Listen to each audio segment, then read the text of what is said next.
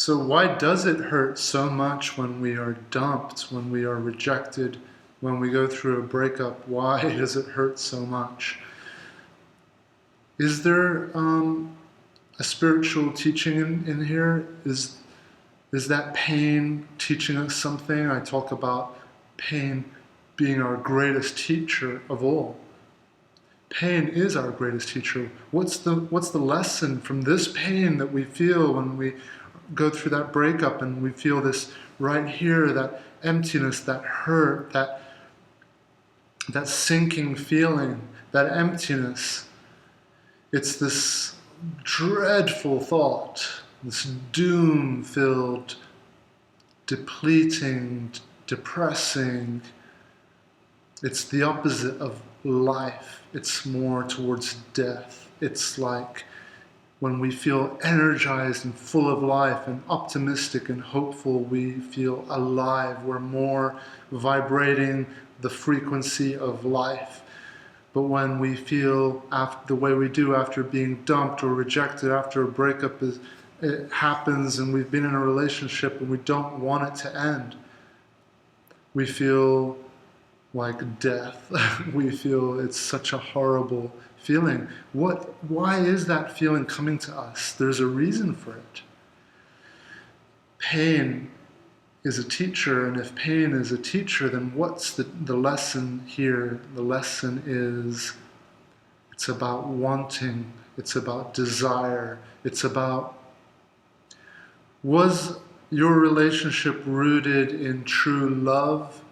Was your relationship rooted in a healthy, harmonious, strengthful, strong way of being?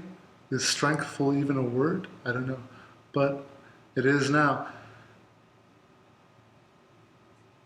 Was your relationship healthy, or was it based out of ego, out of desire, out of wanting, out of a materialistic need, as Gollum with the ring in Lord of the Rings? That's the whole story of the ring, is that infatuation, that desire, that wanting something to make it a part of you, wanting something that you can never, ever have.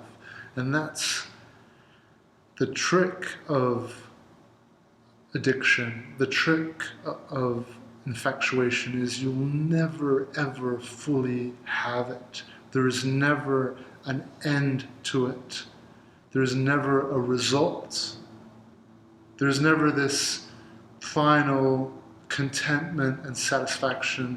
There's only just varying degrees of hunger and intensity in that desire, ultimately depleting ourselves. It's such a dangerous path that is so difficult to come off, because the itch just grows stronger, and it's so strong, and it's just so desirable. But the strength that you will gain by being able to disconnect and come out of that path, it's swift, it's difficult, but it's swift. The recovery is usually very swift, initially very swift. Nothing is easy, but the way that you get pulled out of that addiction,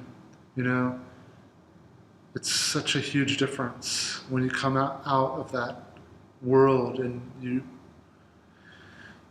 come back into the world, the path that actually does have an end contentment to it, this sigh of relief that we are fooled into believing exists with addiction, with attachment, with desire, with that materialistic need. And that's the lesson from a painful breakup, is we probably were too attached.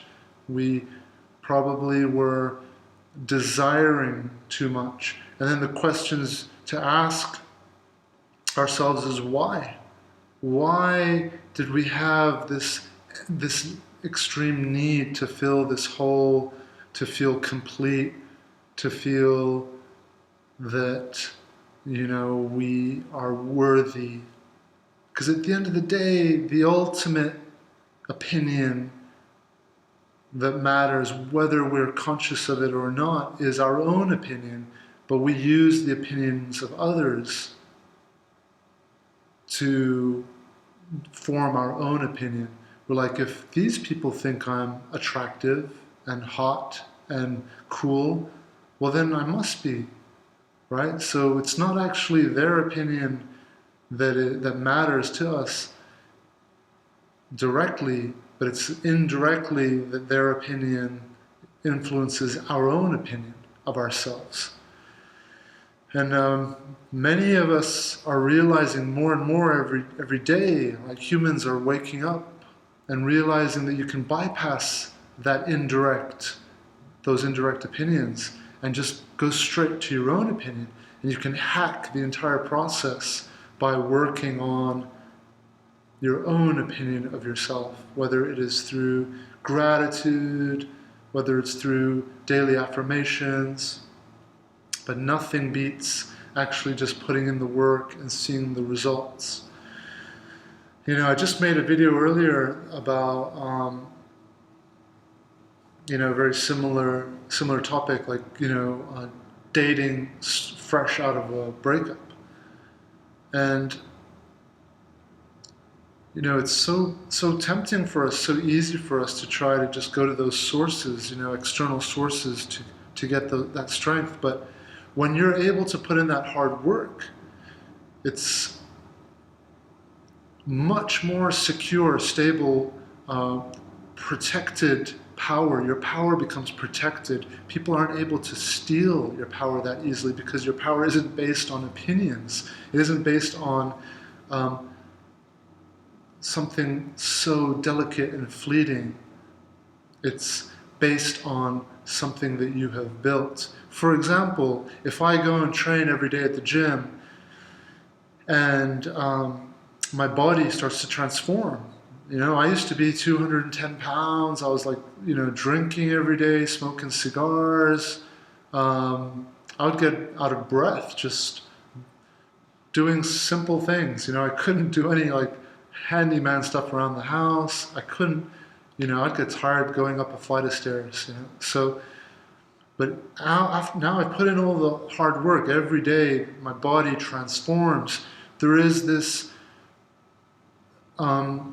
sense that you get, this good feeling that you get, when you look at yourself in the mirror, or when you feel healthier, when I'm able to do things, or when I see that other people are acknowledging the hard work, acknowledging my strength, acknowledging everything that I've put into developing my martial arts skills, my fighting ability, or just my physical health. But it's not as fleeting as depending on the opinions of others. My body, of course, it will never last forever either, but it's going to last a lot longer. All this hard work that I put into it will last longer. I can maintain it. It can still give me that sense of strength and power and self-accomplishment. Another example is, I do a lot of work on my land. I have a pretty big land out here, and I just recently finished building a patio. Well, the hard work and the time to gather the pavers from OfferUp, from Craigslist, and to design the whole thing, and the hard work that goes into building a patio. I have so much respect for people that are in construction. Well, once it's all done, the patio is there, and every day I step on it, it fills me with power, even if I'm going through difficulty, even if I'm having a crappy day, let's say at work or in my relationships or anything. If I get depleted and there's some toxic people that bring me down in life, well, at the end of the day, when I go out and I walk around on my patio and I have that self, that sense of accomplishment. It gives me this power. It gives me this that same kind of love, that because of the love that you put into it, the hard work and the creativity and the love, because time and energy equals love, right? Time and energy, and attention. When you put your attention on, it gets powered up. And if you put your attention into the right places, it can send that power back to you, just in the same way as if you put all this time into planting a tree and you nourish it and you love it, then for years to come, that tree will give you fruit and it will feed you. So it could also be like a business that you build. But when you build it, when you put that effort and time into building those things, then the energy that it delivers to you, it's like watching money come into your bank account from investments, from good investments. Every day you look in and there's just money coming in. Maybe many of us don't really have that experience, myself included, but it's just that I'm sure you have all felt it. We have all felt it when something starts to like catch fire and take a life of its own, and it starts to produce this warmth and this heat, right? It's a beautiful thing. So why we feel so hurt, why we feel so down after a breakup, there's a lesson in that, and I believe that is the lesson, is invest in the right places, invest in a healthier mindset. When we feel that sting, when we feel that horrible pain, that emotional pain, it's the universe, you can call it God, it's your angels teaching you. Pain is our teacher. It's teaching you did something wrong there. What is it that you did something wrong? You were probably too materialistic. You were probably invested in from a place of desire, materialism, wanting, craving, addiction, needing, infatuation. It's so hard. I know it's hard. It's hard for all of us. It's hard for me. It's a daily thing. But every week, try to make progress in this realm. Extinguish something that you might be doing that is not healthy, and then you will move closer to that spiritual path of being completely free of those things. It's like that's the power of Jesus on the cross, is at the end, for him, like even physical pain, the physical body was nothing. It was like he was so in this other realm. He was so far in that path in the right path, the healthy path of whatever you want to call it. Detachment, the opposite of addiction, the opposite of infatuation, the opposite of attachment. He was so far on that path that even his body, even pain, physical pain, to him he was just like people call it, when you have an outer body experience. It's a similar situation. It's when you're in such a deep meditative state, such a deep state of observation and awareness that you can observe things, and you've created this huge space between the observing, experiencing force and power and the ego that is trapped in attachment and addiction and infatuation and feelings and emotions.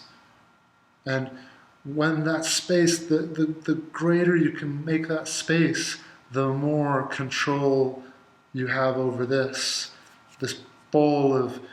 fiery ball of pain and confusion.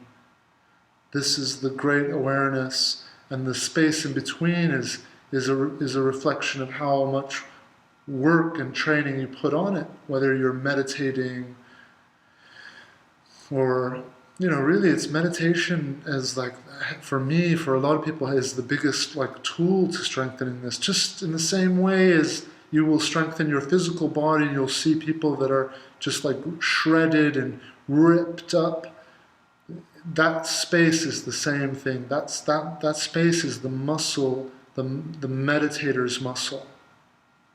The muscle of a meditator, It's not something that you can physically see, but when you interact with people who have been training that, you will be able to feel it. You will be able to see that while, yes, they will still be triggered, this little ball will, even within them, even in Eckhart Tolle, it exists. Even in Jesus it existed, the pain, the physical pain, the emotional pain. That ball of pain exists still, but the awareness and the space has become so strong that there's this control, capability to control. So it is worth it, Unfortunately, the whole world we log into and we see is going complete opposite direction, and it makes it so hard for a lot of us to go on this path of strengthening our awareness. But it is ultimately the most ultimate path of all. A lot of like people who think they're like, cool, and they talk about ego death, and they talk about, doing psychedelic drugs. That's now a huge, it's so cool now, right? It's like the 60s is back again. History repeats itself. It's a fashion, right? Like tattoos and doing the mushrooms and ayahuasca and doing all these psychedelics. Is that really going to make you cool? Is that really going to make you aware? Or is it just another fad? Is it just another fashion? Is it just another way to find your place in society, to feel accepted, to feel like a sense of belonging, to feel not alone, to feel like you have a group, and within that group you have some kind of status. You have a place in that group. Oh, did you hear about this person? Did you hear about Carla? She did ayahuasca for the 5th time. Oh, well, Henry over there has done ayahuasca 20 times. Oh, yeah, but have you heard about Lucy? She's just every day on mushrooms, and, it's just, it's just all kind of nonsense at the end of the day. Our spiritual path, the greatest spiritual path, I hear this all the time, people talking about ego death and wanting to reach ego death, and it's just, again, it's just like they want to post about it on Instagram or something.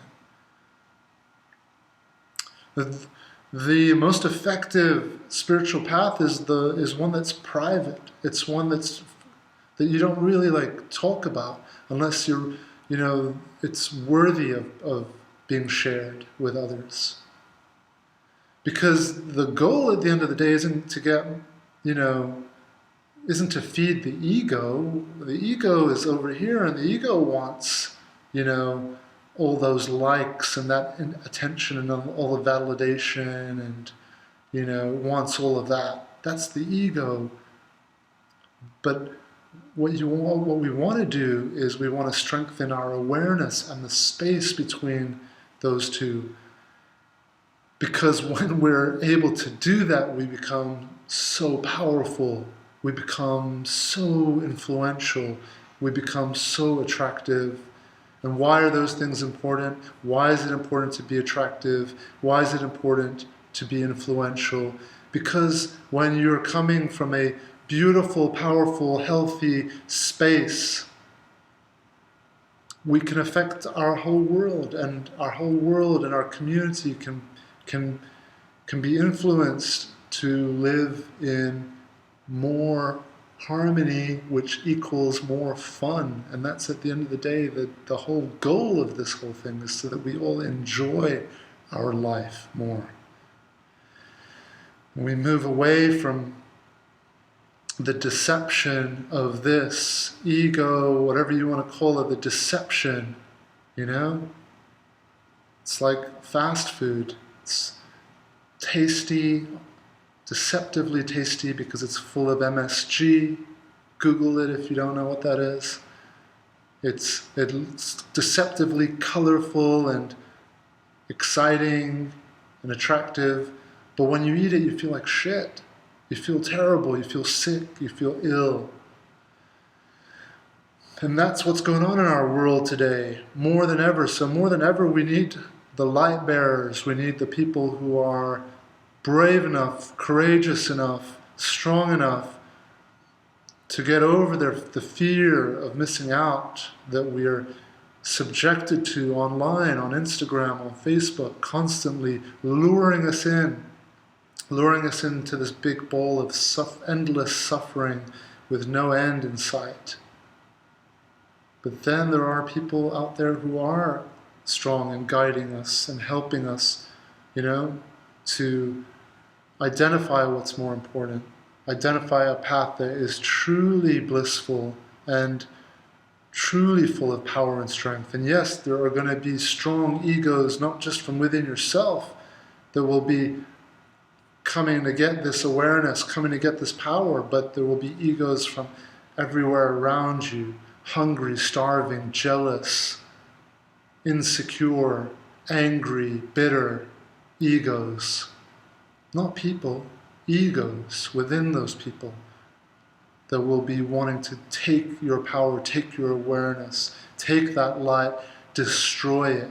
And that's the struggle between good and bad. That's the battle, that's the endless war between light and dark. As the Zoroastrians, the Sufis, they believe that there will always be this eternal battle of good and evil within us and in the world. And that's exactly what it is. That's the yin and the yang. So have that courage for yourself, because you deserve it. You deserve it. It's much harder work to lose than it is to win.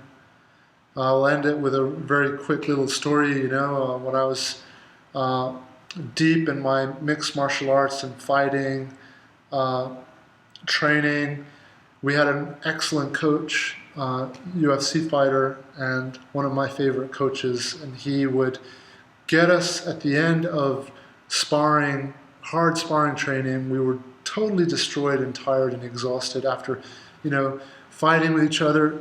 He would get us to do sprints, and we were already on the verge of throwing up and just quitting. And then he would make us do these sprints, and he would say that whoever wins the first sprint gets a break for the next sprint. And I learned so much from that, because if you were able to win, you would get a break. And if you would lose, you would have to keep sprinting. And it's not only true with that little, that little thing that he would do, that little training exercise, but it's also true with fighting. And when you're losing, when you're on your back, it's hard work. You're giving a lot of energy. It takes up a lot of energy. So losing, and I've made a video about this before, that losing is harder than winning. But when you're winning a fight, unfortunately, I've had that experience too. When you're winning, you actually take up less energy because you are on top, you are in a dominant position, the person below you is struggling. So, something to think about. Anyway, I hope this video helps, and sending everybody out there peace and love and all the best. I believe we're all kind, good souls, all of us. We all are. We all have goodness within us. We all have, the darkness exists in everyone as well. It's just, what are you exercising more? As Matthew McConaughey talks about the good wolf and the bad wolf. Feed the good wolf in you more.